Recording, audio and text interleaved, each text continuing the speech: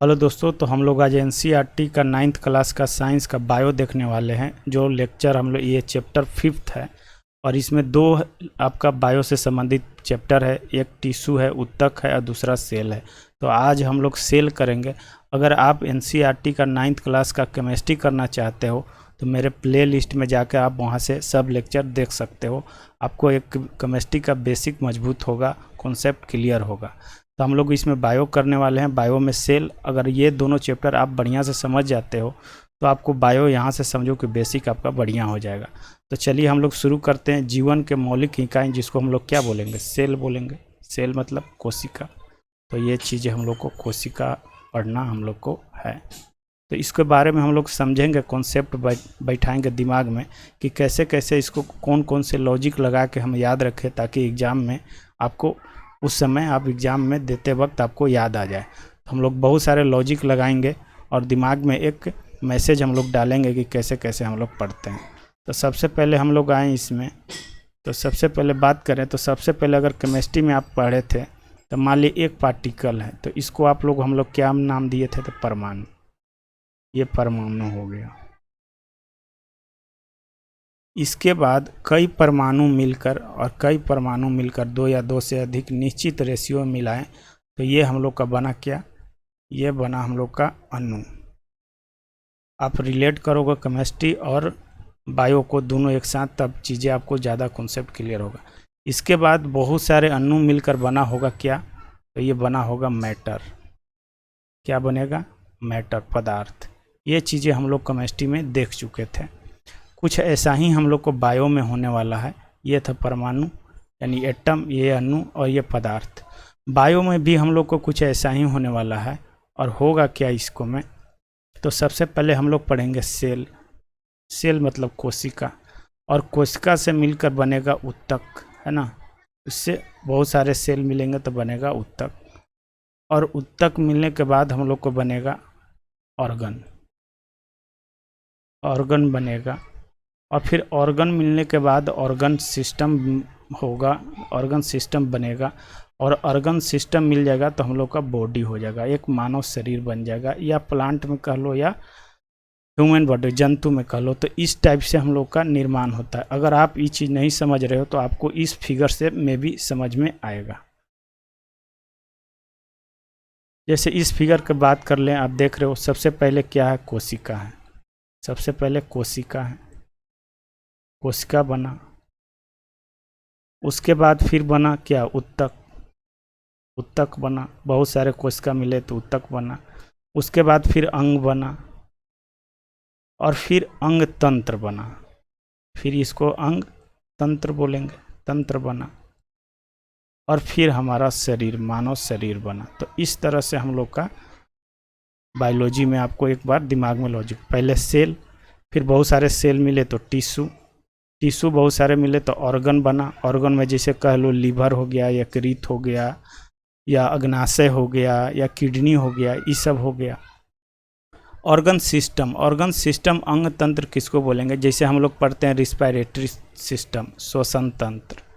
फिर पढ़ते हैं सर्कुलेटरी सिस्टम, फिर परिसंचरण तंत्र, फिर पढ़ते हैं स्केलेटन सिस्टम, फिर पढ़ते हैं नर्वस सिस्टम, डाइजेस्टिव सिस्टम। तो ये सब सिस्टम आपको अंदर में है, जिसका सबका फंक्शन अलग अलग है। या बात करें तो रिप्रोडक्शन सिस्टम। तो ये सब फंक्शन है जो आपको ऑर्गन सिस्टम में पढ़ना होता है। और ये सब मिलेंगे कहाँ, तो मानव के एगो शरीर में भी ये चीज़ें समझ में आया होगा। ये मेनली बेसिक था आपको दिमाग में। हम लोग पढ़ेंगे यहाँ सेल, और उसके बाद सेकंड चैप्टर हम लोग पढ़ेंगे टिश्यू के बारे में। उसके बाद फिर हम लोग अंग तंत्र के बारे में 10th क्लास के एनसीईआरटी में हम लोग ये चीज़ देखेंगे। तो ये सब चीज़ें हैं, मैं भी आपको यहाँ से कॉन्सेप्ट कुछ कुछ दिमाग में क्लियर हुआ होगा। अब हम लोग आते हैं, अगर आप सेल के बात करोगे, एक चीज़ और देख लो जो एग्जाम में पूछता है कि ये सेल है मानव में, तो ये सेल बना कैसे। मान लीजिए सिंगल सेल होगा, सेल सिंगल होगा, तो एक सेल मानव में बनेगा। तो इसके लिए सबसे पहले एक चीज़ आपको रिप्रोडक्शन सिस्टम में पढ़ना है, लेकिन आप यहीं समझ लो। एक देखो,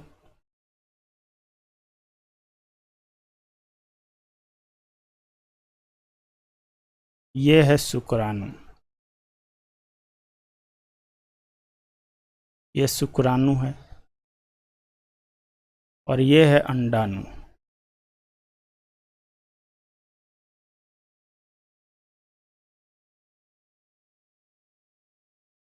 ये अंडाणु हो गया, ये दोनों आपस में मिलेंगे। ये क्वेश्चन पूछा हुआ है ऑलरेडी, तो इसको आप ध्यान से देखोगे तो यहाँ पास आपको बन जाएगा युग्मक बनेगा, युग्मक।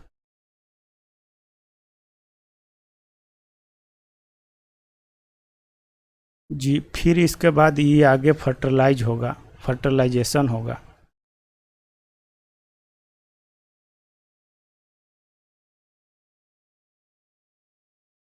और फिर बनेगा आगे चल के ये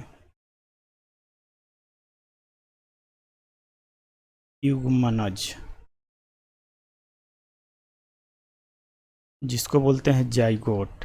ये मेरा हो गया सिंगल सेल, सिंगल सेल। ये सेल हुआ। इसके बाद फिर क्या होगा आपको कि यहाँ के बाद चीज़ें अब यहाँ बन जाएगा भ्रूण, इम्ब्रोय। ये भ्रूण बना। अब ये फ्लोपियन ट्यूब में भ्रूण बना। अब ये चला जाएगा आपको गर्भाशय में और फिर वहाँ पास आपका क्या है कि एक शिशु का निर्माण हो जाएगा। तो इस तरीके से आपको समझना है चीज़ें, में भी समझ में आपको आ रहा होगा। इस तरह से हम लोग को मानव निर्माण होता है। तो ये चीज़ें आपको याद रखना। ये कई बार क्रम में ये VVI है पूछ चुका है, तो याद रखिएगा। युग्मक यहाँ बना, फर्टिलाइजेशन होगा, फिर युग्मनज बनेगा, ठीक है। उसके बाद फिर भ्रूण बनेगा और फिर शिशु बनेगा। तो ये चीज़ें पूछ रखा है, VVI है, में भी आपको इसको ध्यान रखना है। चलिए आते हैं हम लोग अपने अध्याय पर और चैप्टर पर, जो यहाँ ऑलरेडी दे रखा है। तो इसमें हम लोग देखेंगे इम्पोर्टेंस पॉइंट। सबसे पहले कॉर्क की पतली काट के अवलोकन में रॉबर्ट हुक, इनका नाम सबसे पहले आएगा। तो ये चीज़ें आपको ध्यान है। सबसे पहले रॉबर्ट हुक का नाम आएगा, किस पे? कॉर्क पर। ये चीज़ें आपको ध्यान रखना है। पाया कि अनेक छोटे छोटे प्रकोष्ठ हैं, इन्हीं को संरचना जो मधुमक्खी के छत्तर जैसा प्रतीत हुआ, उन्हीं को एक कॉर्क को एक पदार्थ जो वृक्ष के छाल से प्राप्त होता है। कहाँ से? वृक्ष के छाल से। तो ये चीज़ें याद रखना है। ये घटना है 1665 में, उस समय मुगल काल औरंगजेब होगा। तो ये बात भी याद रखना है। और फिर ये सूक्ष्मदर्शी द्वारा उन्होंने देखा। जैसे कि बात करें तो जैसे कि इस टाइप से उन्होंने देखा, इस टाइप से, और इसको बोला प्रकोष्ठ। तो ये चीज़ें आपको समझना था। उन्होंने एक डेड सेल, क्यों, कौन सा सेल लिए? ये मृत कोशिका, मृत कोशिका का खोज किया इन्होंने। ये क्वेश्चन पूछता है कि रॉबर्ट हुक जीवित कोशिका का खोज किए कि मृत कोशिका। तो एक मृत कोशिका लिए, जो कॉर्क की छाल से लिए थे। कॉर्क की पतली काट पर उन्होंने वृक्ष के छाल लिया और उन्होंने अध्ययन किया माइक्रोस्कोप से 1665 में। जिन्होंने क्या कहा? सेल। और कोशिका का लैटिन शब्द में अगर बात करेंगे तो वो हो जाएगा छोटा कमरा। जैसे ये देखो, ये एक सेल है, तो ये छोटा कमरा जैसा है ना, तो वही छोटा कमरा वाला बात। तो ये चीज़ आप ध्यान रखोगे। और उन्हीं को क्या, छोटा कमरा को क्या नाम दिया? प्रकोष्ठ। उसके बाद आगे में हम लोग चलते हैं। उसके बाद क्या है? उसके बाद यहाँ पास कुछ इसमें अलग नहीं है, बस इतने यहाँ से आपको याद रखना था। कुछ ये चीज़ें आपको दिया हुआ है कि सजीव किससे बने होते हैं, तो कोशिका से बने होते हैं, सेल से बने होते हैं। और एक एक्सपेरिमेंट दे रखा है जो उन्होंने प्याज के छिलके को लेकर किया। इस एक्सपेरिमेंट से निकलेगा क्या? तो देखो माइक्रोस्कोप में देखने के बाद क्या होगा, जैसे कि देखो ये है एक, ये वाला है पार्ट, ये क्या है? सेल है। इसके अंदर में क्या होगा? केंद्रक होगा। और इसके बाद भी जितने सारे ये सब सेल है, ये देखो, ये वाला भी देखो, तो ये सब सेल है। ये प्याज का एक छोटा टुकड़ा में ये इनको देखा जब इनको माइक्रोस्कोप से ये देखें तो ये सब सेल है। इसी को बोल जाएंगे क्या, कोशिकाएं। बहुत सारा सेल हो जाएगा तो कोशिकाएं बोला गया है। बाकी इसमें कुछ नहीं है समझने वाला चीज़। अब यहाँ पास हम लोग देखते हैं नेक्स्ट में जो चीज़ें आपको आने वाला है नेक्स्ट स्लाइड में। अब ये देखो,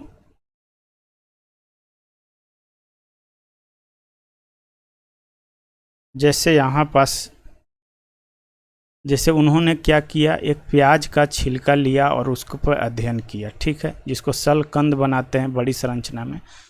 तो हमने देखा कि शलकंद प्याज की मूलभूत इकाई है। अगर मान लीजिए कि एक शलकंद के बात करें, एक शलकंद बहुत सारे कई शलकंद मिलकर बना होगा प्याज, तो वही मूलभूत इकाई हो गया। जैसे मानव शरीर का मूलभूत इकाई सेल हुआ, इसी का शलकंद हुआ। मैंने एक प्रयोग के तहत ये देखा गया।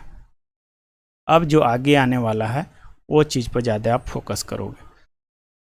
सबसे बड़ी चीज़ है कि ये पता चला कि मात्र एक कोशिका स्वयं ही संपूर्ण जीव है। मतलब एक सेल है, ये एक सेल है तो ये संपूर्ण जीव है, मतलब एक जीव है जी। ऐसा नहीं है कि ये टिश्यू बना और बॉडी बना तब जीव हुआ। एक सेल भी जिंदा है और एक कोशिकीय जीव है। इसका एग्जाम्पल आपको याद रखना है। अमीबा है एक कोशिकीय में, क्लेडोमोनोमोनास है, पैरामीशियम है और बैक्टीरिया है। एक कोशिकीय जीव का एग्जाम्पल याद रखना है। वीवीआई है, यहाँ से क्वेश्चन पूछता है कौन एक कोशिकीय है कौन बहुकोशिकीय है। ये चीज़ आपको दें। इन सजीवों में एक कोशिकीय जीव कहते हैं, वही चीज़ आपको हम जो बताएं वही चीज़ मेंशन है। इसके अतिरिक्त बहुकोशिकीय जीवों में अनेक कोशिकाएं, माने बहुत सारा सेल, मल्टीपल सेल मिलेगा तो होकर विभिन्न कार्यों को संपन्न हेतु अंगों का निर्माण करते हैं। बहुत सारा सेल मिलेगा तो टिश्यू बनेगा, और टिश्यू मिलेगा तो क्या बनेगा, अंग बनेगा, ऑर्गन बनेगा। इसके उदाहरण बहुत सारे हैं जो एग्जाम्पल दे रखा है, जो हम आपको बताए हैं। जैसे कि कवक हो जाएगा, फंगाई, पादप हो जाएगा और जंतु होगा। इस समय ऑर्गन होता है, वही चीज़ यहाँ पास बात किए हुए है। इसमें कोई खास चीज़ें आपको समझने वाली नहीं है। हाँ, यहाँ पास आप समझोगे। प्रत्येक बहुकोशिकीय जीव जो होता है वो एक ही कोशिका से बना होता है। पहले एक सेल बना होगा, फिर टिश्यू बना होगा, फिर ऑर्गन बना होगा, फिर उसके बाद मतलब कि ऑर्गन सिस्टम और फिर बॉडी बना होगा। तो बहुत कोशिकीय जो जीव है पहले एक सेल से ही बना होगा, एक सेल से ही डिवीजन होकर दो सेल बन गया। तो ये चीज़ यहाँ पास मेंशन कर रखा है। कोशिकाएं विभाजित होकर अपने ही जैसी कोशिका बनाता है। मान ली कि एक वो सेल है, ये डिवीजन होकर दो सेल बनाया, तो इसका मतलब अपना ही जैसा, सेम जैसा ही प्रॉपर्टी है, वही प्रॉपर्टी मतलब इसमें भी आ जाएगा, अपने ही जैसा बनाया। इस प्रकार सभी कोशिकाएं अपने पूर्ववर्ती कोशिकाओं से ही बना है। देखो, अपने पूर्ववर्ती कोशिका इसी से बना हुआ है। तो ये चीज़ आगे चल के ये डिवीजन हो गया, फिर ये दो सेल बन गया, फिर ये दो सेल आगे बन गया। तो इस टाइप से आपका सेल डिवीजन होता है। हम लोग सेल डिवीजन अलग लेक्चर में देखेंगे, लेकिन मेन टॉपिक यहाँ पर बात है कि समझने के लिए एक बार एग्जाम्पल आपको लेना पड़ेगा। तो यहाँ तक में भी समझ में आया होगा। अब जो सबसे वीवीआई इसमें स्लाइड आने वाला है, जो ये रेड कलर से है, ये एग्जाम में बहुत बार पूछा है, इसको आप बारीकी से समझोगे, है ना। अब इसको में क्या है कि कोशिका का सबसे पहले रॉबर्ट हुक ने पता लगाया 1665, ये बात याद रखना है। और कैसा कोशिका पर, तो डीड सेल पर, मृत कोशिका पर। ये बात आपको दम याद रखना है, कई बार एग्जाम में ये पूछा है, तो ये बात आपको याद रखना है। उन्होंने कोशिका को कॉर्क की पतली पर अनगढ़ सूक्ष्मदर्शी की सहायता से देखा। उसके बाद ल्यूवेनहॉक आए, दूसरा वैज्ञानिक आ गए ल्यूवेनहॉक। उन्होंने सबसे पहले सूक्ष्मदर्शी से तालाब के जल में, ये बात आपको ध्यान रखना है, ये वीवीआई है, तालाब के जल में स्वतंत्र रूप से जीवित कोशिकाओं का पता लगाया। अब देखो कैसे कैसे आप इसको याद रखोगे। यहाँ पास सबसे पहले आएंगे रॉबर्ट हुक। रॉबर्ट हुक, ठीक है, अच्छी बात है। उन्होंने यहाँ सबसे पहले क्या किया, तो सबसे पहले किया सेल का खोज किया। इससे आपको समझना है सेल का डेट कब है, 1665। ये क्वेश्चन आपको पूछता है, बार बार पूछेगा। कौन सा सेल था, डेड सेल, ऑलरेडी आपको हम बता चुके हैं। उसके बाद फिर आएंगे कौन, तो फिर आएंगे ल्यूवेनहॉक।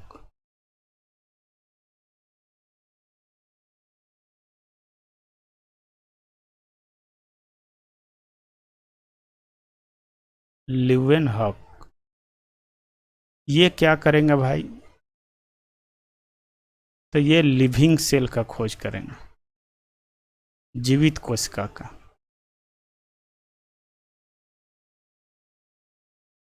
इसके बाद फिर क्या आएगा, इसके बाद फिर रॉबर्ट ब्राउन आएंगे। रॉबर्ट ब्राउन कोशिका में केंद्रक का पता लगाएंगे। Robert brown.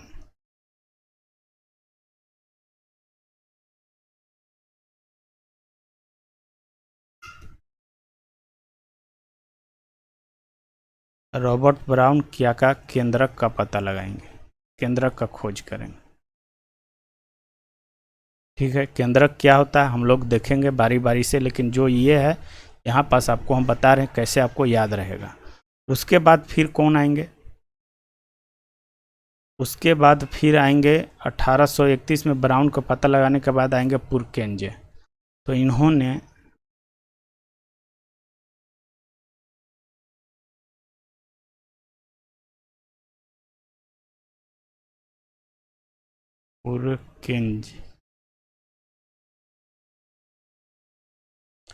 पुरकेंज आएंगे या पुरकेंजे कह सकते हो जैसे नाम। तो इन्होंने क्या किया भाई,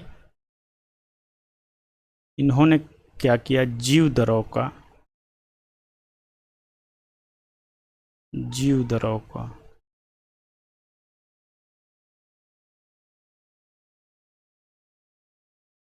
द्रव का आप देखोगे, जीव द्रव का नाम दिया, नाम दिए कि ये जीव द्रव है। ये बात याद रखिए, जीव द्रव का नाम दिया। इसी में एक वैज्ञानिक और आएंगे जिनका नाम है डुडार्जिन। यहाँ मेंशन नहीं है लेकिन आपको याद रखना है।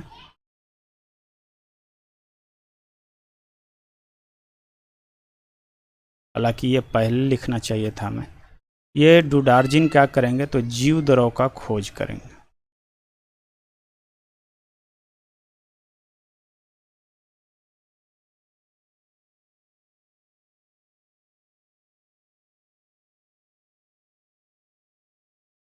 जीव द्रव का खोज डुडार्जिन, ये आपको याद रखने थे। उसके बाद फिर आएंगे नेक्स्ट में, तो उसके बाद फिर आ जाएंगे जो कोशिका सिद्धांत को देंगे। उसके बाद आ जाएंगे कौन, स्लीडन एंड स्वान।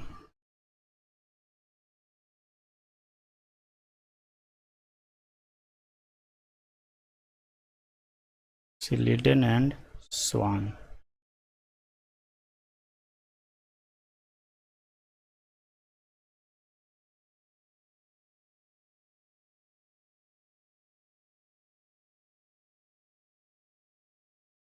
इन्होंने सबसे पहले क्या बताया, कोशिका सिद्धांत, सेल थ्योरी।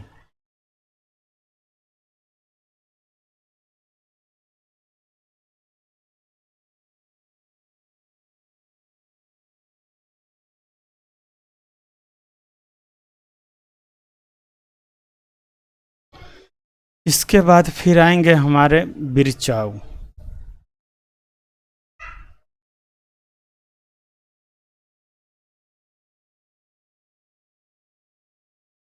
फिर आएंगे कौन, बिरचू।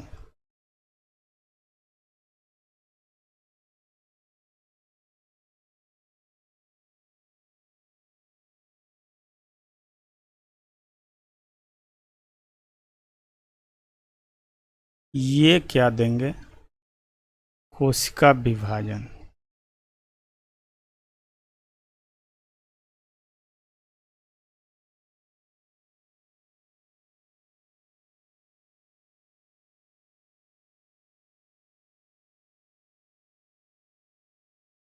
कोशिका का विभाजन, यहाँ का कर लोगे आप,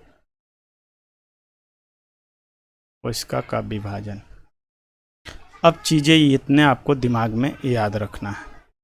सबसे पहले क्या हुआ जी, सबसे पहले क्या हुआ, तो रॉबर्ट हुक आए। कैसे याद रहेगा, आप यहाँ पास ध्यान रखो। पहले हुक साहब आए, ठीक है, सेल का खोज हुआ। कौन सेल था, डेड सेल, डेड सेल, ठीक है। लिविंग सेल के तो यहाँ देखो हुक है, तो यहाँ देखो हक है। हुक और हक, आपको इतने याद रखना है, आपको एग्जाम में ऑटोमेटिक ये ऑप्शन में आ जाएगा। यहाँ हुक है तो यहाँ हक है, ये चीज़ याद रखोगे दिमाग में लॉजिक लगा के। फिर ब्राउन साहब आएंगे, ये केंद्रक का खोज कहेंगे। अब देखो केंद्रक किसको कहेंगे, ये मान लिया कि एक सेल है, एक सेल है और यहाँ पास जो है ऐसे ऐसे जो करके है, ये है केंद्रक। ये क्या है, केंद्रक। इसको में जो है ये सब केंद्रक है, तो इसको बोलेंगे केंद्रक।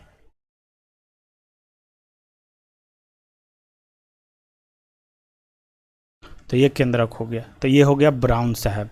केंद्रक के याद रखोगे, ब्राउन साहब, ये में भी आपको जोर देके याद करना पड़ जाए, तो इसको आप देखोगे। इसको मैं एग्जाम में बहुत बार ये क्वेश्चन पूछा हुआ है, आप इसको स्किप नहीं कर पाओगे, एग्जाम में बहुत बार खोज पूछता है। फिर बात करेंगे जीव द्रव। जीव द्रव होता क्या है, देखो आप जीव द्रव यहाँ मैं बता दे रहा हूँ। जैसे कि देखो इसको में कोई द्रव होगा, इसको में द्रव होगा, केंद्रक द्रव होगा। इसमें जो केंद्रक है, इसको में जो द्रव होगा उसको केंद्रक द्रव बोलेंगे, इसी के नाम पर रखा है। और ये कोशिका है, ये कोशिका है, तो इधर जो द्रव होगा, इधर इसमें जो भरा होगा, इसको बोलेंगे कोशिका द्रव, इसको बोलेंगे कोशिका द्रव, कोशिका द्रव। अब ये केंद्रक द्रव है, ये केंद्रक द्रव है और ये कोशिका द्रव है, दोनों को मिला दिए तो बोलेंगे जीव द्रव। उसको दोनों द्रव को मिला को बोलेंगे तो जीव द्रव बोलेंगे। तो सबसे पहले इसका खोज किया डुडार्जिन ने, डी वाला, और फिर याद रखिए पी, डीपी लगाते हो, उससे आप याद रखोगे कि खोज किया कौन, डी वाला डुडार्जिन, और उसका नामकरण किया पी वाला जिसका नाम है पुरकेंजे या पुरोकंज, याद रखे हो, जो भी आप प्रोनाउंसिएशन कर सकते हो। तो यहाँ जीव द्रव तक हो गया, केंद्रक को हो गया, जीव द्रव का हो गया। उसके बाद फिर सेल थ्योरी, मतलब ये पूरा सेल का जो अध्ययन किया, जो सेल थ्योरी दिया, कोशिका सिद्धांत दिया, उसको आपको याद रखना है, एस और एस। इतना भी आपको याद रहेगा तो एग्जाम में आपको याद आ जाएगा। स्लाइडेन और स्वान, एस एस, बस। फिर उसके बाद ये कोशिका सिद्धांत तो दिए, लेकिन उन्होंने ये नहीं बताया कि सेल का डिवीजन होता है, एक सेल ये है, एक सेल ये है, ये दोनों डिवीजन, एक ही सेल डिवीजन होकर दो सेल बनाएगा, ये नहीं दिए। फिर आ गए बिरचो साहब, इन्होंने कहा कि कोशिका का डिवीजन होगा, यानी कि कहने का मतलब है इनसे कि यहाँ पास देखो, इन्होंने दिया बताया कि कोशिकाएं पूर्ववर्ती कोशिकाओं से ही बनी होती है। ये बात भी आई है, एग्जाम में पूछा हुआ है कि कोशिका अपनी पूर्ववर्ती कोशिकाओं से बनी होती है। देखो पूर्ववर्ती कोशिका ये था, पूर्ववर्ती ये था,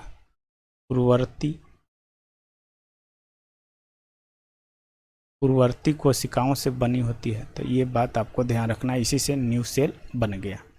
इन्होंने एक कॉन्सेप्ट दिया था और वो कॉन्सेप्ट का नाम है, जो बार बार एग्जाम में पूछता है, ओमनिस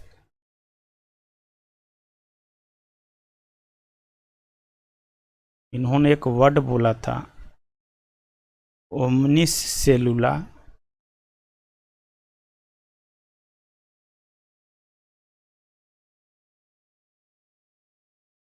ओमनिस सेलुला ई सेलुला।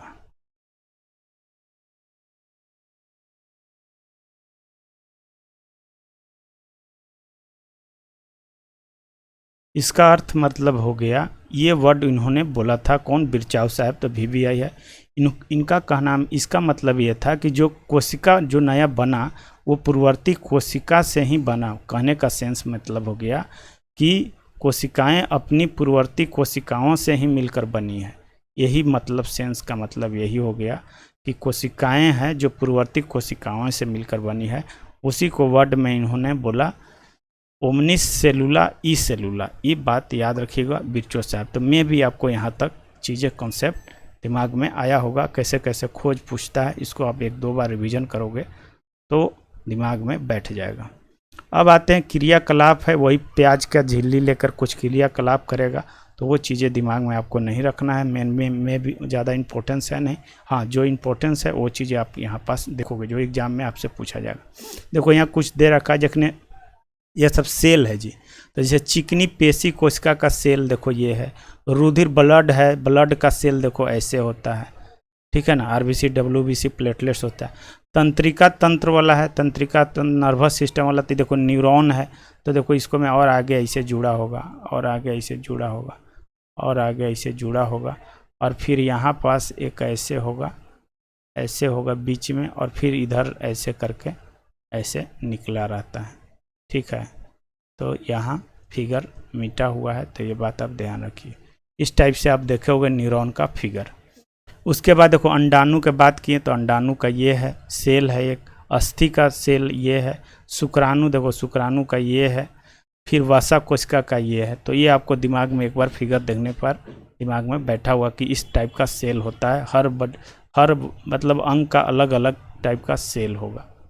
अब आते हैं आगे में जो दिया हुआ है, कोशिकाओं की आकृति और आकार उनके विशिष्ट कार्यों के अनुरूप होते हैं।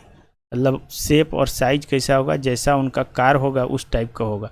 कुछ कोशिकाएं अपना आकार बदलती है, बहुत सारा सेल है ये अपना आकार बदल लेगा।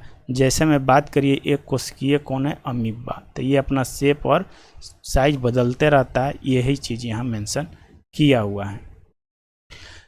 लेकिन कुछ जीवों में कोशिका का आकार लगभग स्थिर रहता है, जैसे हमारे शरीर का तंत्रिका तंत्र, नर्वस सिस्टम का जो सेल है ये क्या है, ये आपको क्या है कि आकार बदल नहीं सकती और डिवीजन भी नहीं करता है। ये बात याद रखिएगा कि ये जो सेल है तंत्रिका तंत्र वाला, हमारे शरीर में दो सेल है जो सेल डिवीजन नहीं करता है। सेल का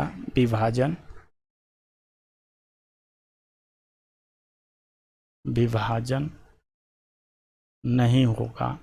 वो दो सेल कौन है, तो एक सेल है नर्वस सिस्टम जिसको बोलेंगे न्यूरॉन, और एक सेल आपका है किसका, हृदय का, हार्ट का सेल। तो ये याद रखिएगा कि हमारे शरीर में कौन सा ऐसा दो सेल है जो डिवीजन नहीं करता है, विभाजन नहीं होता है, मतलब एक सेल होके और बाहर में ये नहीं बनेगा।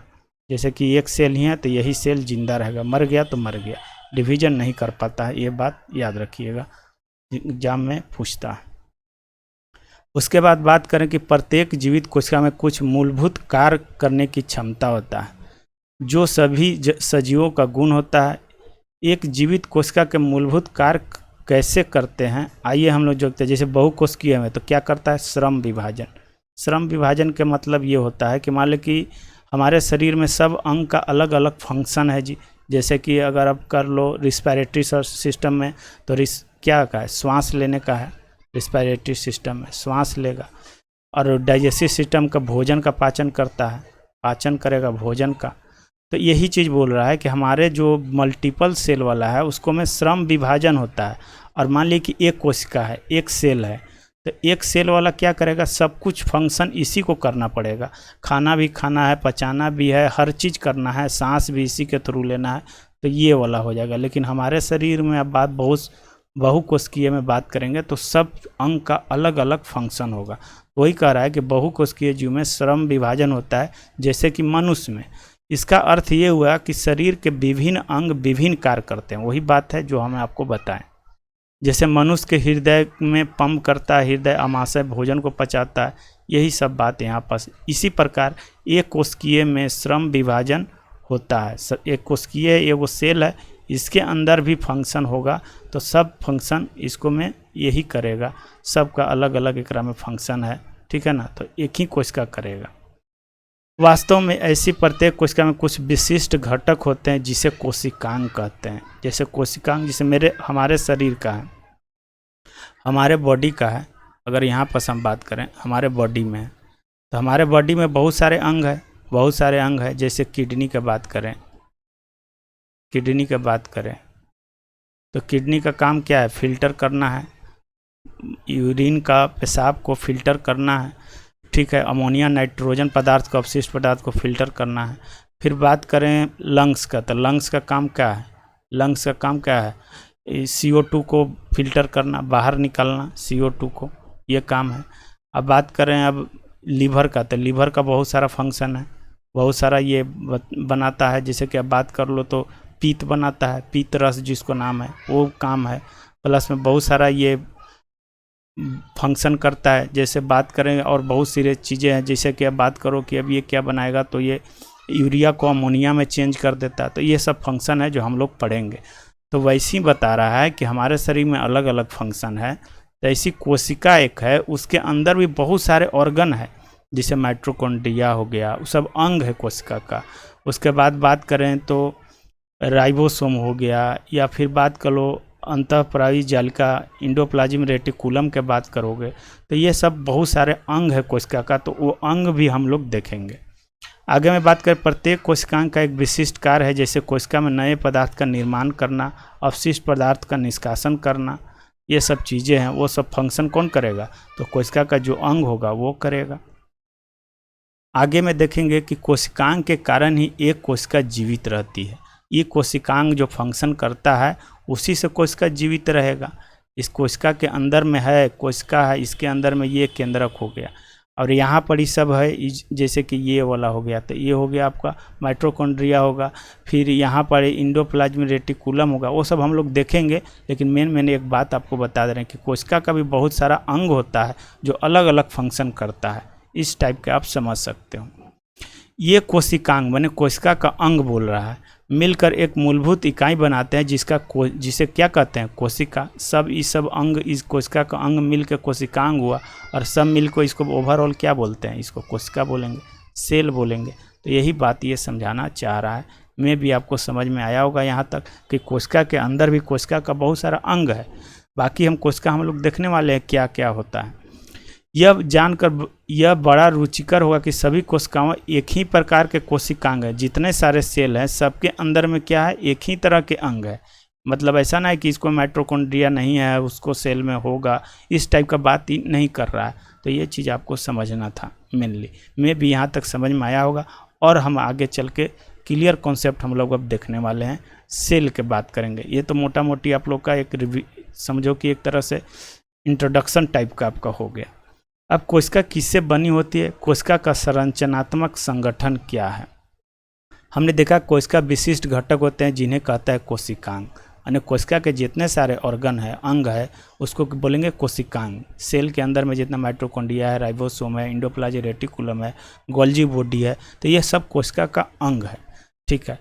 हम कोशिका का अध्ययन सूक्ष्मदर्शी से करें तो लगभग 3 तरह के गुण हमको दिखाई देते हैं ऊपर से। अब यहाँ से आपको हो जाता है, कोशिका को हम लोग स्टार्ट करते हैं कि कैसे कैसे कोशिका में होता है।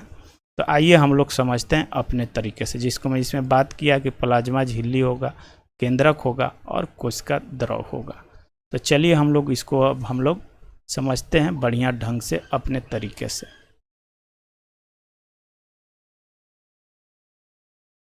देखो ये है कोशिका।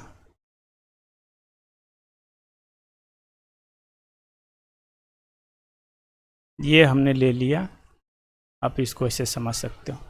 यहाँ पास जो हमने ऐसे रखा है ये हो गया आपका केंद्रक। ठीक है, इसको में भरा रहेगा कुछ। इसको जब हम बोलेंगे तो इसको बोलेंगे कोशिका झिल्ली। कोशिका झिल्ली।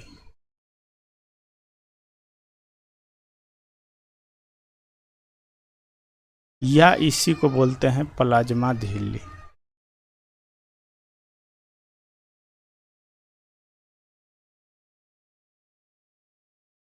प्लाज्मा झिल्ली में भी आपको समझ में आया होगा, ये दोनों का एक ही नाम है इसलिए नहीं। अब इसको जब बोलेंगे, इसको बोलेंगे हम केंद्रक। ये क्या है हम लोग का केंद्रक। और इसको में जो द्रव भरा है इसको बोलेंगे हम केंद्रक द्रव। जैसा नाम है वैसा द्रव रहेगा, ये बात दिमाग में अब डाल लीजिएगा। केंद्रक द्रव, ठीक है, उसमें द्रव है उसको केंद्रक द्रव बोलेंगे। अब यहाँ पास देखोगे ये जो है, इसको में जो द्रव है, केंद्रक के बाहर में जो द्रव फ्लूइड भरा हुआ है यहाँ पास ये वाला, तो इसको हम लोग बोलेंगे कोशिका द्रव,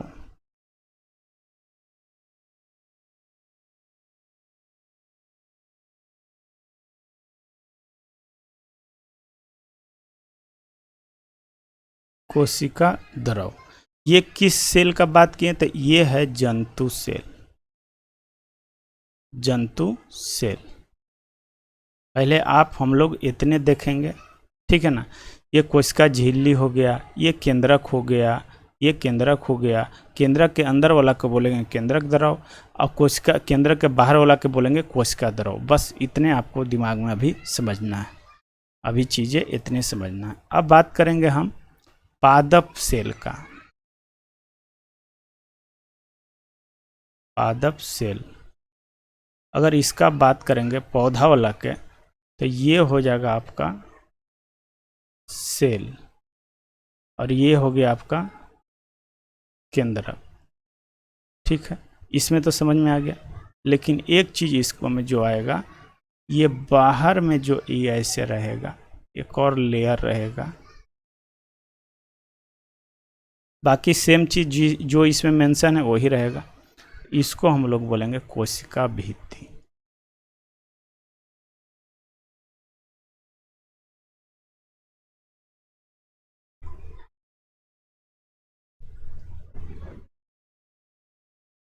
जैसे बात करें कि इसको में जो द्रव भरा है, में भी इसको में जो द्रव भरा है, ठीक है, इसके अंदर जो द्रव भरा है, तो ये हो गया केंद्रक द्रव, द्रव। ये हो गया कोशिका द्रव। वही सेम चीज़ है जो इसमें हम मेंशन किया। इसमें डिफरेंस किसका है? सिर्फ कोशिका भित्ति, जो एक लेयर और आ गया रेड वाला, ये वाला डिफरेंस है। बस इतना बात आपको समझ में आ रहा होगा। अगर आपको और चीज़ें क्लियर करना है, मैं भी इतना याद होगा। और हम लोग यही पढ़ने वाले हैं आज, कोशिका झिल्ली, केंद्रक क्या होता है, और फिर बात करेंगे तो ये वाला कोशिका भित्ति। ये तीन चीज़ें हम पढ़ने वाले हैं। इसके बाद जितने सारे कोशिका का अंग होगा वो हम लोग कोशिकांग अलग पढ़ेंगे, सेकंड पार्ट में पढ़ेंगे। पहले इसको पढ़ के समझ लेंगे क्या क्या चीज़ें होते हैं, कैसे कैसे होते हैं। जैसे अगर बात करोगे तो हमने यहाँ ऑलरेडी पहले से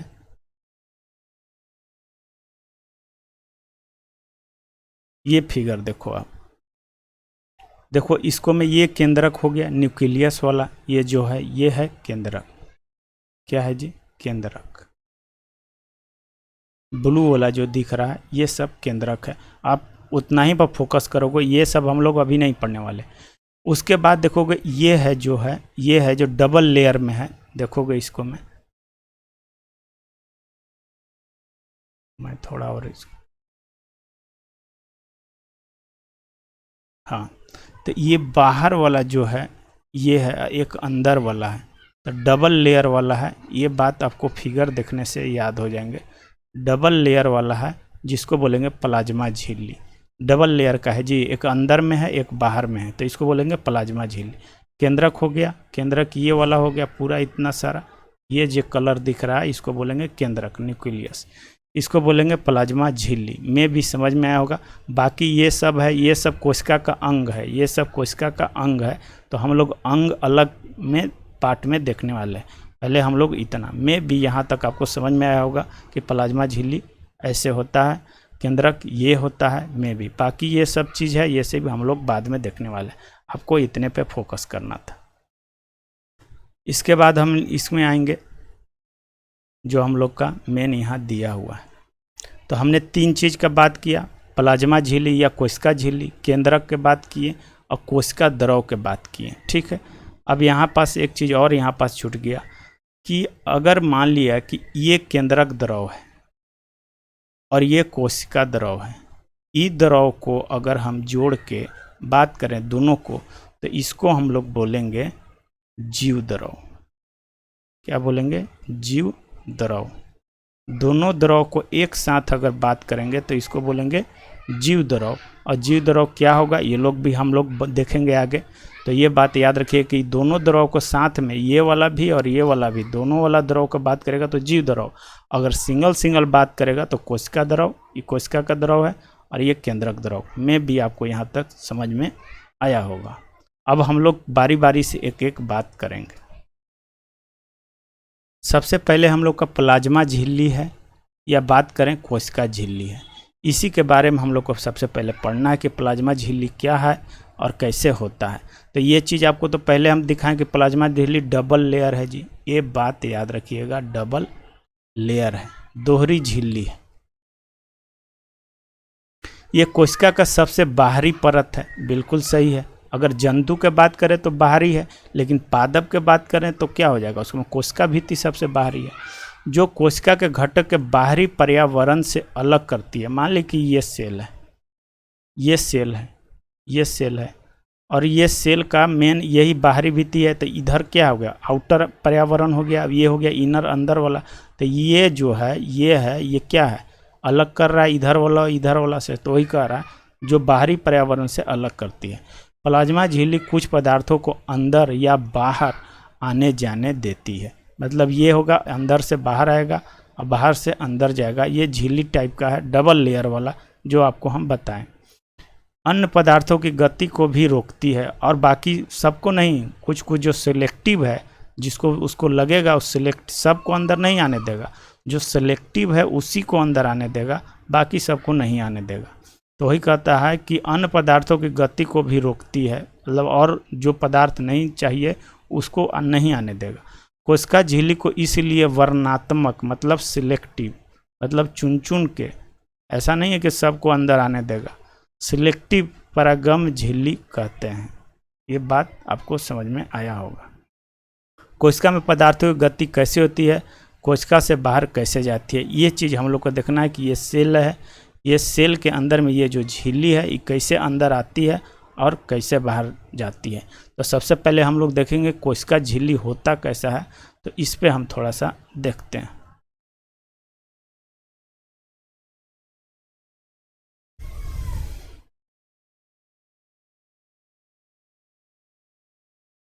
इसको मैं आपको, देखिए इसी में है, देखो इसको हमने आपको बताया, देखो सेल मेम्ब्रेन, बाहरी का सेल मेम्ब्रेन वाला है, तो ये चीज़ें हैं।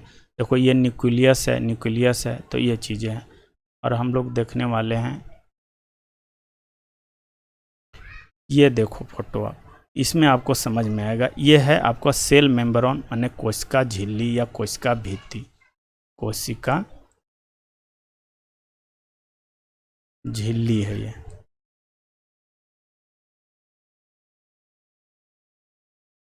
देखो इसका आउटसाइड ऑफ सेल, इसका जो आउटर वाला ये पार्ट है, ऊपर वाला ये आउटर वाला है ये, और नीचे वाला क्या है, इनर सेल ऑफ साइटोप्लाज्म। मतलब ये जो लगा है ये बाहरी वातावरण है, बाहरी पर्यावरण है, वातावरण है इधर। और इधर क्या होगा, इधर होगा आपको ऐसे करके होगा, ऐसे ऐसे होगा सेल अंदर में। तो ये क्या है, आने जाने दे रहा है। तो ये है जैसे प्रोटीन को लाना है या कार्बोहाइड्रेट चैन को आने है। तो ये देखो आपको दो पार्ट में है ना, ये वाला बाहरी और ये वाला अंदर। तो कुछ कुछ मार्ग है, ये चैनल है, चैनल के थ्रू भी आता है, ठीक है, और ऐसे भी आता है। तो ये चीज़ आपको दिमाग में भी आया होगा कि डबल लेयर कैसा होता है, आपको यही दिखाना था, ठीक है। तो ये चीज़ें आपको है, ये चीज़ में भी आपको दिमाग में समझ में आया होगा कि डबल लेयर कैसे, एक ऊपर लेयर है एक नीचे लेयर है। अब आते हैं हम लोग को इसमें जो दे रखा है। अब कह रहा है कि कुछ पदार्थ जैसे कार्बन डाइऑक्साइड अथवा ऑक्सीजन को कोशिका के आर पार को विसरण प्रक्रिया द्वारा अंदर आता है। विसरण जिसको बोलते हैं डिफ्यूजन, डिफ्यूजन। अब मान लिया कि ये सेल है, ये सेल है। अब मान लिया कि यहाँ पास आपको यहाँ CO2 है। अब यहाँ CO2 का मात्रा ज़्यादा है, यहाँ मात्रा CO2 का ज़्यादा है, या ऑक्सीजन अगर इसको लेना है, यहाँ पास केंद्रक है, ठीक है। अगर मान लिया कि कार्बन डाइऑक्साइड अगर इसको अंदर, मान ली यहाँ आप ले लो ऑक्सीजन, ज़्यादा ठीक रहेगा। चलो सेल को ऑक्सीजन का ज़रूरी होता है। अब देखो ये ऑक्सीजन है। अब ये ऑक्सीजन को सेल के अंदर जाना है तो यहाँ ऑक्सीजन का मात्रा ज़्यादा होगा, कॉन्सेंट्रेशन ज़्यादा होगा, तो ये अब इधर कम है तो यहाँ हाई से लो की ओर फ्लो हो जाएगा। तो ऑटोमेटिक अपने आप कोई एनर्जी नहीं देना पड़ा, ऑटोमेटिक अपने आप ऑक्सीजन यहाँ आ गया। अगर मान लीजिए कि इसके अंदर में कोशिका में CO2 का मात्रा ज़्यादा हो गया, CO2 का, और इधर कम है तो CO2 ऑटोमेटिक की झिल्ली से बाहर निकल जाएगा। यही बात बोला है। और इस प्रोसेस को विसरण के द्वारा क्या निकलेगा, एयर निकलेगा बाहर विसरण के थ्रू। तो प्रक्रिया द्वारा आ जा सकती है, मतलब अंदर आ जा सकता है, बाहर जा सकता है। यही चीज़ आपको समझना था। विसरण क्या होता है हम लोग केमिस्ट्री में पढ़ चुके हैं। इसके बाद अगर बात करेंगे, इसके बाद क्या कर रहा है कि पदार्थों की गति उच्च सांद्रता से निम्न सांद्रता की ओर होती है। ये बात आपको बताएं, हाई कॉन्सेंट्रेशन से लो कॉन्सेंट्रेशन की ओर फ्लो होगा। ये चीज़ तो आपको हम बताएं, वही चीज़ यहाँ दे रखा है।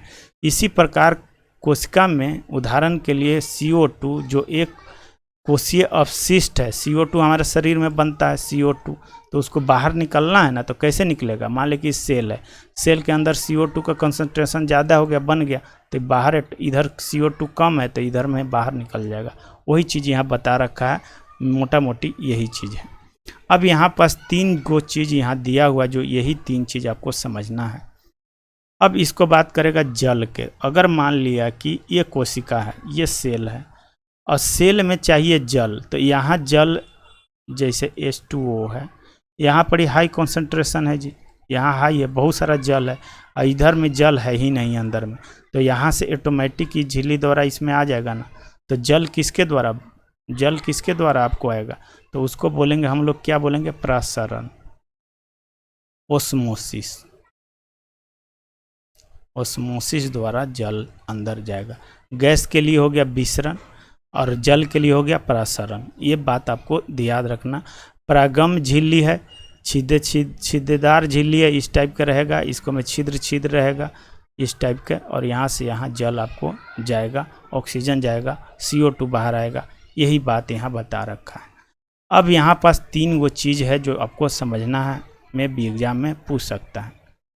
सबसे पहला है कि यदि कोशिका में तनु विलयन, तनु मतलब क्या हो गया, मतलब कि लो कंसंट्रेशन, पतला वाला, माध्यम अर्थात जल में शक्कर अथवा नमक की मात्रा कम है तो जल का मात्रा ज़्यादा है तो रखा गया, तो जल प्रसरण विधि द्वारा कोशिका के अंदर चला जाएगा, ऐसे विलयन को। अब देखो यहाँ पास यही चीज़ बात आप समझोगे। जैसे ये सेल है, ये सेल है, अब सेल यहाँ पास क्या होगा, यहाँ पास जल है, H2O है, ठीक है। अगर यहाँ पास इसको में जल की मात्रा कम है, या क्या में कम है मात्रा, और यहाँ पर ही हाई है, ज़्यादा है, तो इधर से इधर की ओर फ्लो होकर इसमें आएगा, जल सेल में चला जाएगा। तो इसको जो जाएगा, इसको हम बोलेंगे अल्प प्रसारण दाबी, मतलब यहाँ प्रेशर कम था इसीलिए इसको बोला गया अल्प प्रसारण दाबी। तो यहाँ जल बाहर से अंदर सेल में जाएगा। जब जल जाएगा तो ये सेल कितना, ये इतना है तो इससे इतना बड़ा बन जाएगा, ये फूल कर ये सेल का साइज बढ़ जाएगा। तो पूछेगा कि अल्प प्रसारण दाबी में जल बाहर से सेल में जाता है या सेल से बाहर में आता है, यही क्वेश्चन आपसे पूछेगा। और पूछेगा कि अल्प प्रसारण दाबी में कोशिका का साइज घट जाता है, सिकुड़ जाता है कि फैल जाता है, तो क्या होगा, ये फैल गया, मतलब बढ़ गया। ये बात आपको समझना था। यहाँ से 3 तरह के क्वेश्चन बनेंगे, आपको ध्यान रखना है। आगे इसी में देखते हैं कि जल के अणु कोशिका झिल्ली के दोनों आवागमन करने के लिए स्वतंत्र है, बिल्कुल सही है, लेकिन कोशिका के अंदर जाने वाले जल मात्रा कोशिका से बाहर आने जल के मात्रा से अधिक है, बात सही है। इस प्रकार शुद्ध परिणाम ये होगा कि जल कोशिका के अंदर गया, यही बात आपको हम बताएं। इससे कोशिका का होगा, फूलने लगेगा, यही बात है। दूसरा का बात करें तो दूसरा एग्जाम्पल आपको बता दे रहे हैं, वही चीज़ है। जैसे मान लिया कि यहाँ ये कोशिका है और यहाँ जल का अणु है, जल है, और यहाँ भी जल है, इसके अंदर भी जल है। तो दोनों बराबर है, दोनों बराबर है, तो इसमें जल यहाँ से जाएगा, ठीक है, लेकिन फिर जल यहाँ से यहाँ आ जाएगा, इक्वल ना है जी, तो इक्वल हो जाएगा। इसको बोलेंगे हम समप्रसारी विलयन। ये बात याद रखिएगा, यही चीज़ पूछा, यही चीज़ यहाँ पास आपको ऑलरेडी समझा रखा है, बात इतने समझना था आपको। फिर थर्ड नंबर की बात करेंगे, यहाँ पास यही चीज़ दे रखा है, जल कोशिका झिल्ली के दोनों आर पार जाता है, लेकिन जल की मात्रा अंदर जितनी अंदर गई उतने ही बाहर आ जाती है। इस प्रकार व्यापक रूप से जल की कोई गति नहीं हुआ, कोई गति नहीं हुआ, इसलिए कोशिका के माप में कोई परिवर्तन नहीं आएगा। क्या यहाँ पर जितना जल बाहर गया वहाँ पर अंदर भी उतना आया, तो इसका साइज क्या होगा, साइज में कोई चेंज नहीं आएगा, कोई चेंज नहीं आएगा, जितना जैसा कोशिका था वैसा होगा, कोई चेंज ना होगा। ये बात याद रखिएगा।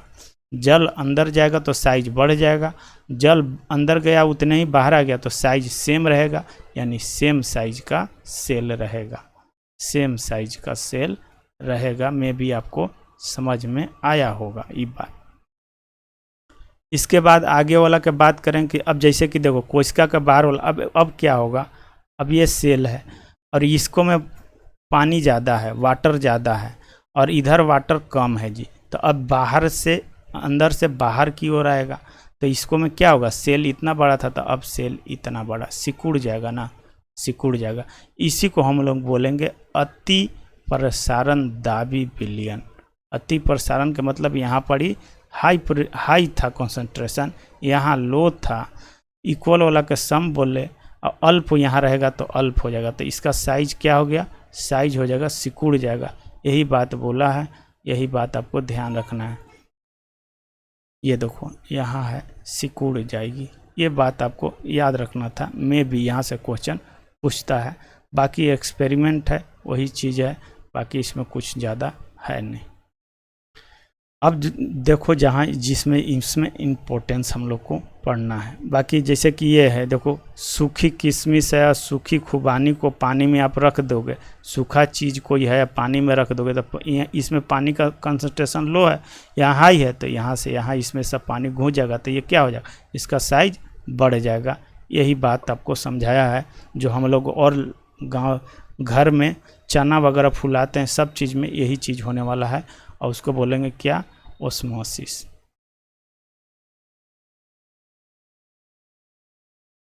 यहाँ पास दे रखा है जो जिसमें हम लोग देखने वाले हैं कि और क्या क्या चीज़ें इसमें मेंशन किया हुआ है जो इम्पोर्टेंस है।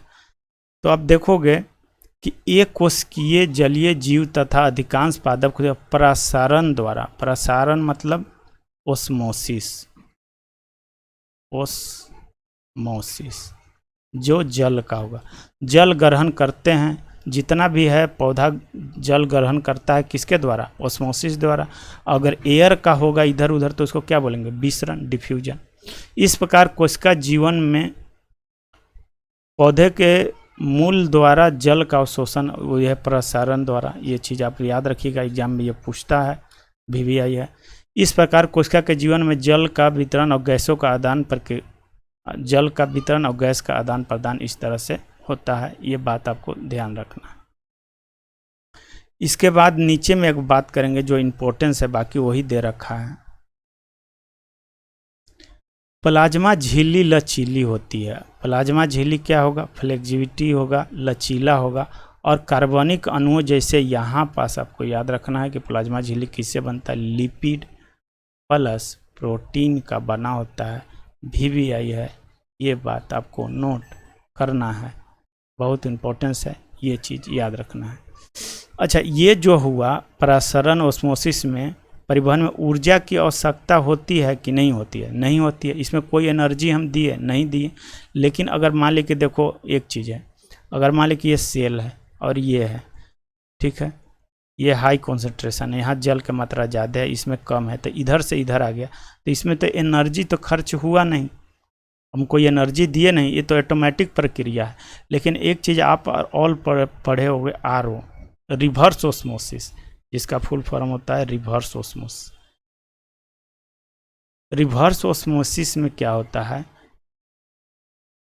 कि इसको में आप, ओस्मोसिस तो ऑटोमेटिक अपने से हुआ, लेकिन आप रिवर्स कर रहे हो तो इसको में आप अलग से एनर्जी दे रहे हो, अलग से प्रेशर दे रहे हो, इसलिए रिवर्स डायरेक्शन में हो गया। इसी को बोलते हैं आरओ। आरओ वाला जो जल पीते हो वही चीज़ है जो आपको समझना था। तो ये याद रखिएगा, प्लाज्मा झिल्ली लिपिड और प्रोटीन का बना होता है। आपको प्लाज्मा झिल्ली ऑलरेडी हम दिखा चुके थे। यहाँ पास इम्पोर्टेंस है जो आपको याद रखना है। प्लाज्मा झिल्ली की रचना हम केवल इलेक्ट्रॉन सूक्ष्मदर्शी से देख सकते हैं। प्लाज्मा झिल्ली का लचीलापन एक कोशिकीय जीवों में कोशिका के बाह्य पर्यावरण से अपना भोजन उसी से एवं अन्य पदार्थों का ग्रहण करने में सहायता करता है। प्लाज्मा झिल्ली क्या करेगा? ये झिल्ली है, इसके अंदर में अगर भोजन लाना है, पानी लाना है, ऑक्सीजन लाना है तो सब इसी के द्वारा ही होगा। एक कोशिकीय जीव में जो होगा ये प्रोसेस, उसी को बोला जाता है प्रक्रिया को, जो VBI है, ये बात आप याद रखिएगा, ये है एंडोसाइटोसिस। एक कोशिकीय जीव में जो ये प्रक्रिया होगा, एक सेल है, ये जीव है जी, एक वो सेल है, जीव है, तो इसको में जो प्रक्रिया होगा उसी को बोलेंगे हम क्या? एक मिनट। एक सेल है, वन सिंगल सेल है और ये जीव है, तो इसको हम इस सिंगल सेल का जो अंदर में जो जाएगा, जो इतना सारा भोजन उसी को बोलेंगे एंडोसाइटोसिस। तो ये VBI है, याद रखिएगा, ये वाला इम्पोर्टेंस है। अब हम लोग बात करेंगे कोशिका भित्ति। तो कोशिका भित्ति किस में होगा? जंतु ओला में तो होगा नहीं, ये तो पादप ओला में होगा। और ये भी डबल लेयर होता है। क्या होता है? Double layer. अब कौन कौन सा डबल वाला बताए हैं याद रखिएगा। ये जैसे सेल है, सेल के अंदर में बोले केंद्रक, तो ये जो होगा डबल वाला ही होगा। केंद्रक वाला बात करेंगे तो ये भी होगा, डबल वाला ही होगा। और इसके ऊपर कोशिका भित्ति के बात किए वो भी आपका दोहरी झिल्ली होगा, यानी डबल वाला। अभी तक हम लोग इतने करने वाले हैं और सब डबल वाला है। इसको मैं पूछता है कौन सिंगल लेयर वाला है, कौन बिना झिल्ली वाला है, तो ये बात चीज़ याद रखिएगा, ये चीज़। तो कोशिका भित्ति हम लोग पादप का पढ़ने वाले हैं, तो सबसे पहले हम लोग कोशिका भित्ति को देखेंगे कि कोशिका भित्ति होता कैसा है। तो चलिए देखते हैं कोशिका भित्ति।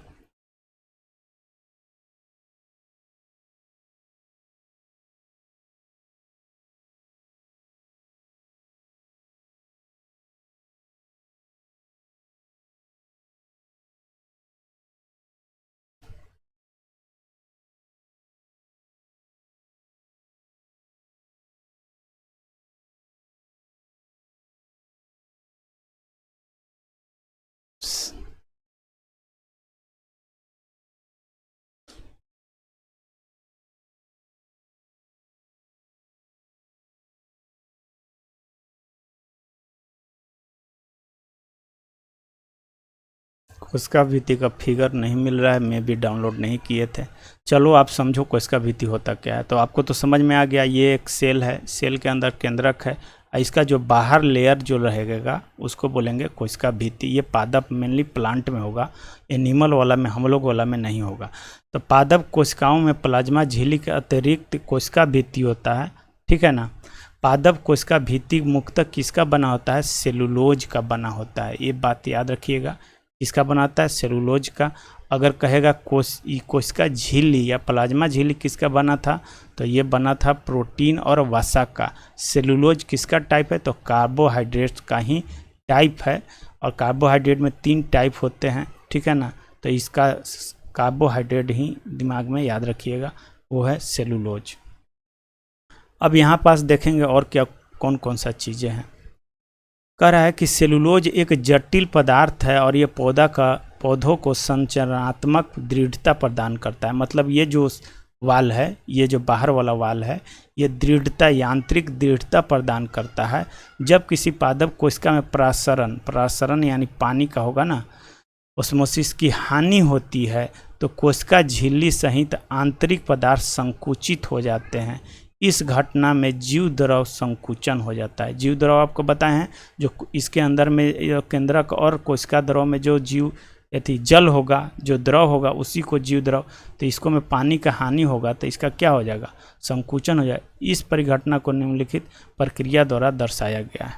यहाँ से आप याद रखोगे कोशिका भित्ति से क्वेश्चन अगर पूछेगा तो 2-3 क्वेश्चन आपको याद रखना है। जैसे सबसे पहले पूछेगा शैवाल, शैवाल का कोशिका भित्ति किसका बना होता है? शैवाल का कोशिका भित्ति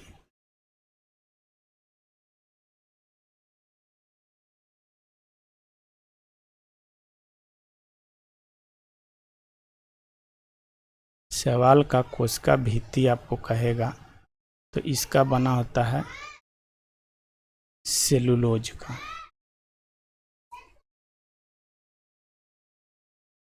सेलुलोज का बना होता है।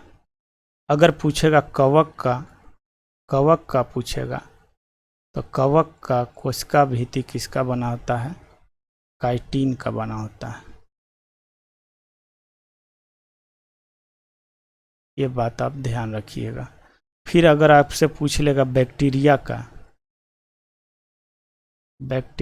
पूछ लेगा, बैक्टीरिया का कोशिका भित्ति किसका बना होता है? तो याद रखिएगा, एग्जाम में पूछ चुका है ये। प्लेटिग्लेकन नाम है,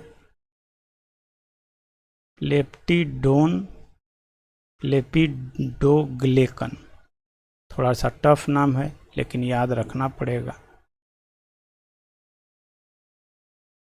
प्लेटिडोग्लेकन, ऐसे आप 2 बार तोड़ के आप इसको याद रख सकते हो। इसको मैं थोड़ा सा और हटा देता हूँ।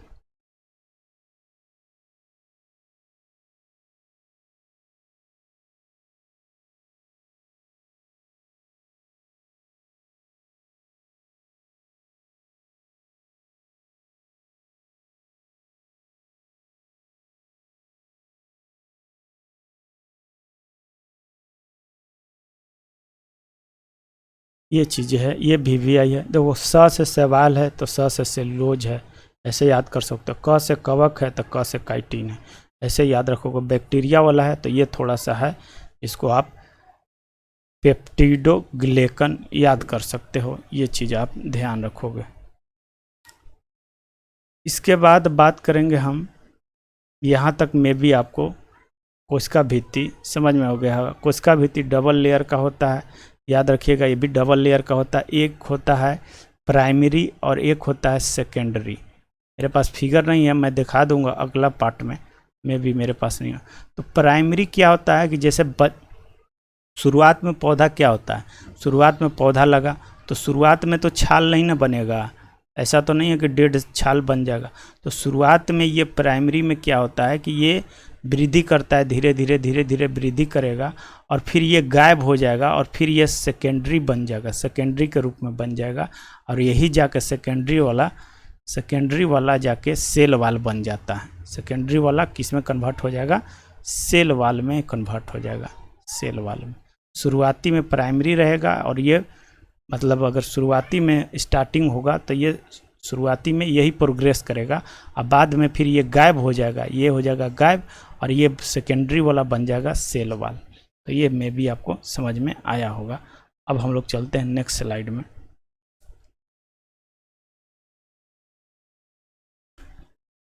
इस क्रिया द्वारा निष्कर्ष निकाला जाता है, इससे पता चलता है केवल जीवित कोशिकाओं में ही परासरण होता है।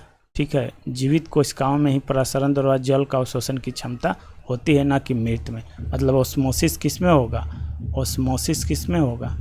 तो सिर्फ जीवित सेल में ही होगा। कोशिका भित्ति पौधे, कवक, बैक्टीरिया की कोशिकाओं को अपेक्षाकृत कम तनु विलयन माने अल्प प्रसारण दावी विलयन में बिना फटे बनाए रखती है। कोशिका भित्ति क्या करता है? तो इसको दृढ़ता प्रदान करेगा, प्रोटेक्शन प्रदान करेगा कोशिका भित्ति। ऐसे माध्यम में कोशिका का परासरण विधि द्वारा पानी लेती है, इसको भी परासरण विधि द्वारा पानी लेगा। कोशिका फूल जाती है, पानी अंदर जाएगा तो कोशिका फूल जाएगी और कोशिका भित्ति के ऊपर दबाव डालेगी। मान लिया कि अगर ये सेल है और एक और इस पर से सेल वाल ये है, सेल वाल, इसके अंदर में पानी आ गया तो ये फूलेगा तो इस पर क्या होगा? प्रेशर डालेगा और ये इधर से प्रेशर डालेगा, ये दोनों एक दूसरे पर प्रेशर डाले। कोशिका फूल जाती है और कोशिका भित्ति के ऊपर दबाव डालती है। कोशिका भित्ति फूली हुई कोशिका के प्रति समान रूप से दबाव डालती है, दोनों इक्वल।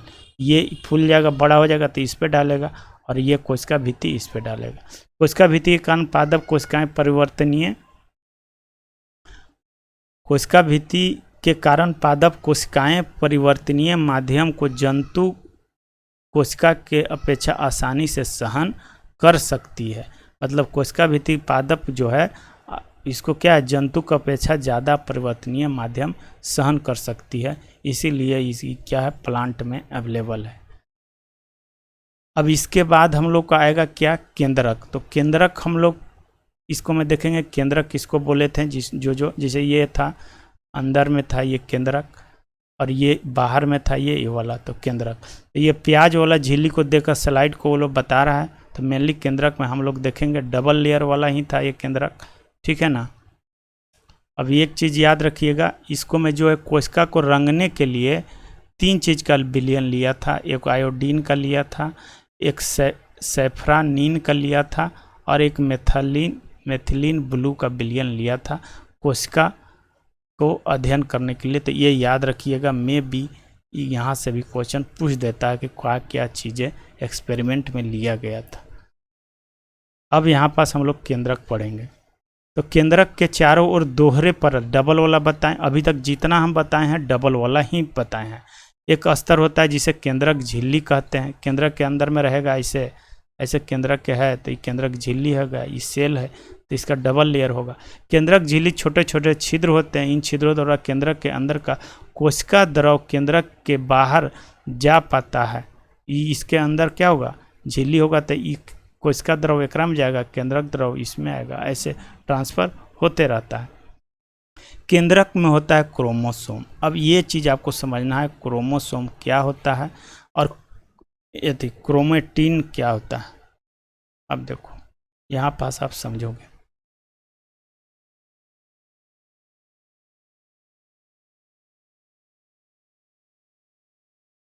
ये हो गया केंद्रक, इसको बोलेंगे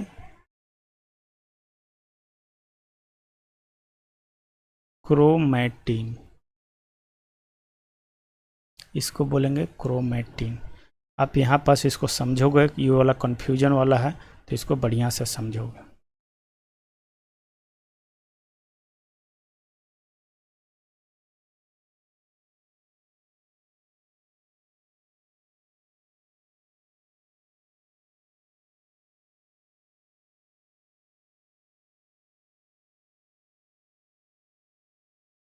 इसको बोलेंगे क्रोमोसोम।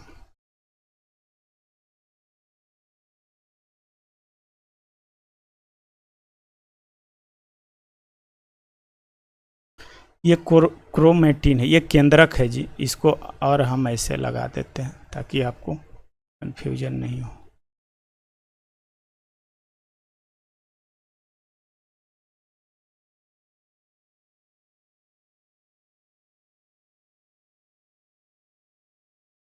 क्या हो रहा है यार, हाँ इसको मैं हटा दे रहा हूँ। ये आप ले लो, ये बाहर से ले लो, ये आपका सेल हो गया, इसको भी मैं बाहर से लगा दे रहा हूँ, ये सेल हो गया, ये हो गया केंद्रक।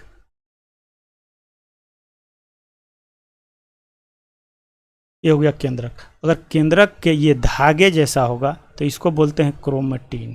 क्या बोलेंगे, क्रोमेटिन।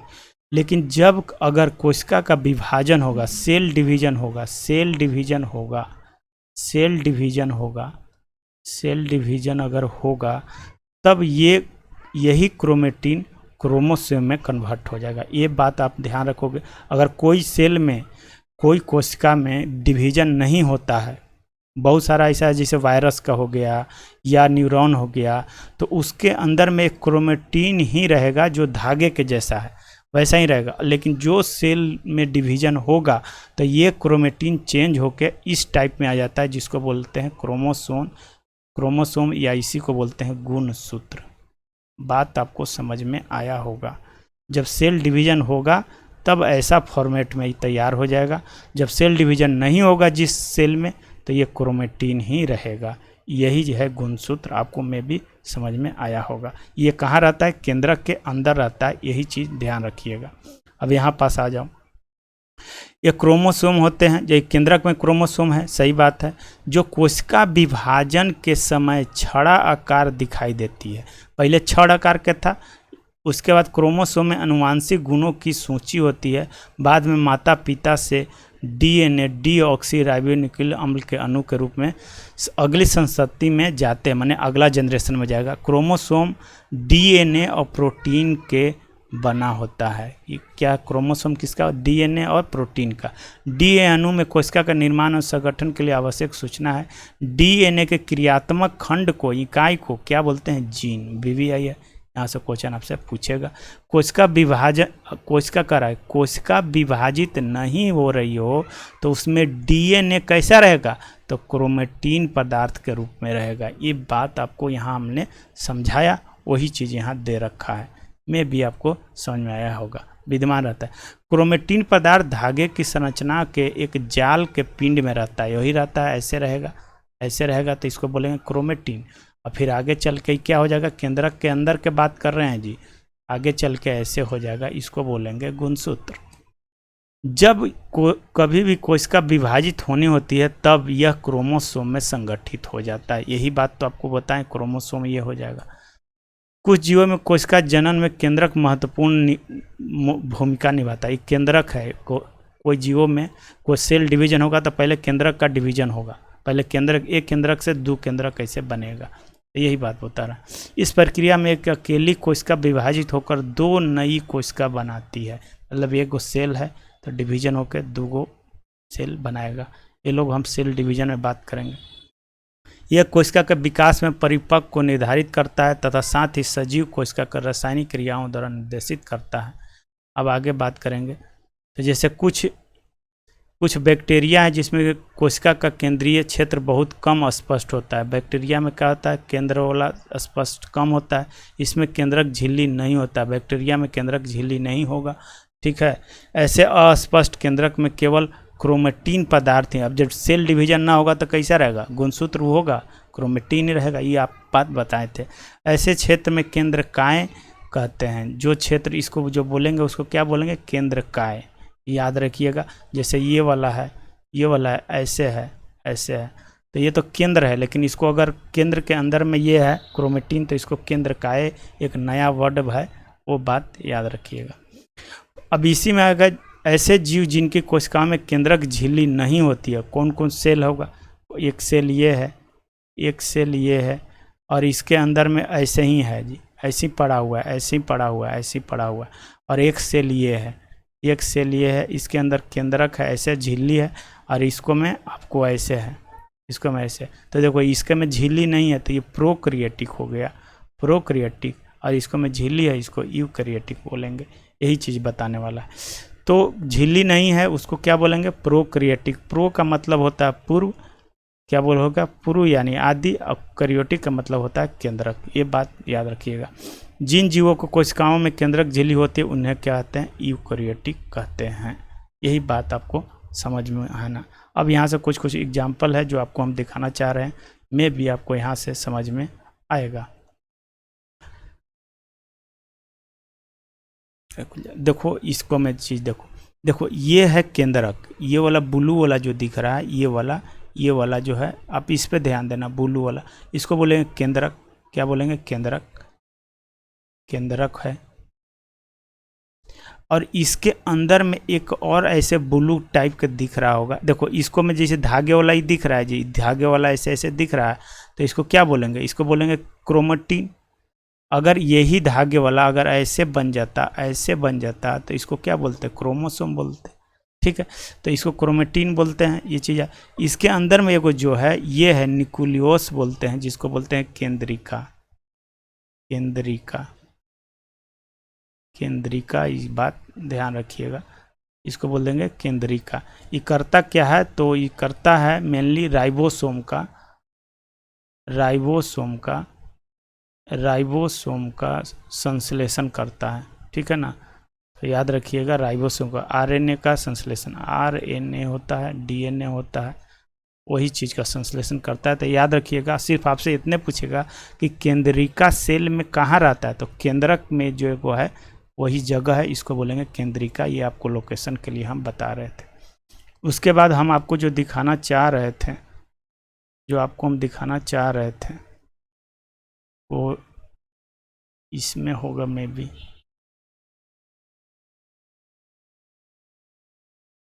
हाँ ये है, ये चीज़ है। देखो पहले ये सेल था, फिर देखो न्यूक्लियस की, ये देखो डबल लेयर वाला है ये। अब ये देखो इसके अंदर में देखो ये ब्लू ब्लू टाइप का आपको दिख रहा होगा, ब्लू ब्लू टाइप का, इसको क्रोमेटिन बोलेंगे।